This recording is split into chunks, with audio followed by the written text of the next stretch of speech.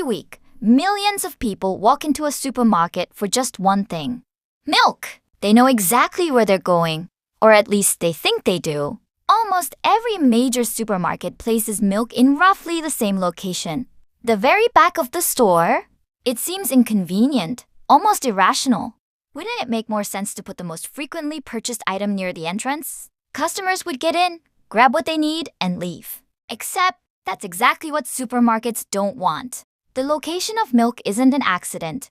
It's part of one of the most carefully engineered environments you'll ever walk through. Retail expert Paco Underhill wrote a well-known book on the science of shopping. He said something that sums up the whole industry. Nothing in the store is by accident. Everything is by design. So why milk specifically? Milk is one of the most consistently purchased items in any grocery store. So is bread. Almost every household buys them regularly. They also spoil quickly. That means people can't just stock up once and skip the store for months. That makes them what retail consultants sometimes call anchor items. Products practically guaranteed to bring a customer through the door again and again. Once a store knows an item will get bought almost no matter what, something changes. The location of that item stops being about convenience for the customer. It becomes a tool for the store instead. Food writer Michael Pollan has speculated about this directly. He said it in an interview with NPR's Planet Money team. He suggested that milk and bread, the two most common grocery list items, get deliberately separated, placed at opposite corners of the store. That forces shoppers covering both items to walk through far more of the store than they otherwise would. To be fair, there's a competing explanation too, and it's worth taking seriously. Milk needs constant refrigeration. Keeping dairy near the loading dock, close to walk-in coolers, genuinely does make restocking more efficient. It also reduces spoilage. Economist Russell Roberts has made exactly this case. The back corner placement might simply be about cold chain logistics, not psychology at all. The honest answer is probably both explanations are true at the same time. A retail consultant interviewed by Chowhound put it simply: it would be surprising if grocery stores didn't find ways to save money and then make more money through the exact same decision. Either way, the effect on the shopper is identical. A quick trip for milk turns into a much longer walk through the entire store. And that walk is where the real design starts to show itself. Produce tends to sit right up front, typically to the right as you walk in. Bright colors, fresh smells, an immediate sense that this is a place full of good, healthy food. Bakery items often come next. Bakeries are placed deliberately close to the entrance too, partly because the smell of fresh bread genuinely does trigger hunger and impulse purchases in a way few other scents can match. Meat and seafood are usually further back, often along the far wall. Snacks, packaged goods, and beverages fill the long aisles connecting everything else. And the checkout lane is the very last thing you pass before leaving. It's lined on both sides with small, cheap, high-margin items. Gum, candy, magazines, batteries, things nobody drove to the store planning to buy. But plenty of people grab anyway while waiting in line. This entire sequence has stayed remarkably consistent for decades. Underhill has noted that the basic layout of American supermarkets has barely changed in nearly 80 years. Produce up front, dairy in the back corner, meat along the rear wall. None of that consistency is accidental either.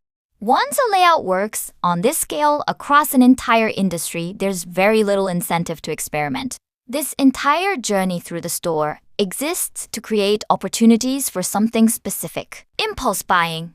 Buying something you never planned to buy because you happen to see it, smell it, or walk directly past it. The mechanism behind this is straightforward, even if it doesn't feel that way in the moment. The longer you spend inside a store, the more products you're exposed to. Every additional aisle is another chance for something to catch your eye. A discount sign, a new flavor, a product positioned right at eye level, exactly where your gaze naturally lands without any conscious searching at all. That eye-level positioning isn't just clever design either. It's often something companies literally pay for. Retail planners generally describe shelf space in tiers. Eye level, for adults moving quickly through an aisle. Just below eye level, often reserved for children's cereals and snacks, positioned so a child sitting in a shopping cart can see them and ask for them directly. and the bottom shelf, often holding heavier items or simply products that didn't pay for a better spot. That last part matters more than most shoppers realize. Larger, well-established brands frequently pay what the industry calls a slotting fee, a direct payment to the retailer, specifically to secure premium shelf space. These fees aren't small either. Industry estimates put typical slotting fees anywhere from a few $1,000s per item, up to tens of thousands of dollars for the most competitive categories and positions, like end caps or checkout lane placement. One consumer advocate testified on this practice years ago. He described it bluntly as a pay-to-play system, similar to old-fashioned payola, that can quietly push smaller competitors out of prime shelf space entirely, regardless of product quality. In other words, the product you see first when you turn down an aisle isn't necessarily the best product. It's very often simply the product whose manufacturer paid the most to be seen first. There's also a well-documented psychological pattern that plays out over the course of a single shopping trip. The moment you put the first item in your cart, something shifts. Each additional item afterward requires less mental resistance than the one before it. Behavioral researchers sometimes describe this using the idea of decision fatigue. Every decision, even a small one, uses up a limited amount of mental energy. By the time you've made 20 small decisions in a store, the 21st one gets noticeably easier to say yes to than the very first decision did. Stores also use something called loss leaders deliberately throughout this layout. Items priced so low the store barely profits from them, or occasionally sells at an actual loss. The goal is simply to draw people into the building in the first place. Once you're inside for the loss leader, the rest of the store is designed to make up the difference many times over. Put all of these individual techniques together and something bigger becomes clear. A supermarket isn't really a building full of shelves. It functions much more like a carefully tuned machine, one built specifically to optimize how a customer moves through physical space and what they notice along the way. Every element gets tested and adjusted over time. Lighting, music, aisle width, shelf height, even the specific placement of a single product can be data-driven, based on how customers have historically responded to similar layouts elsewhere.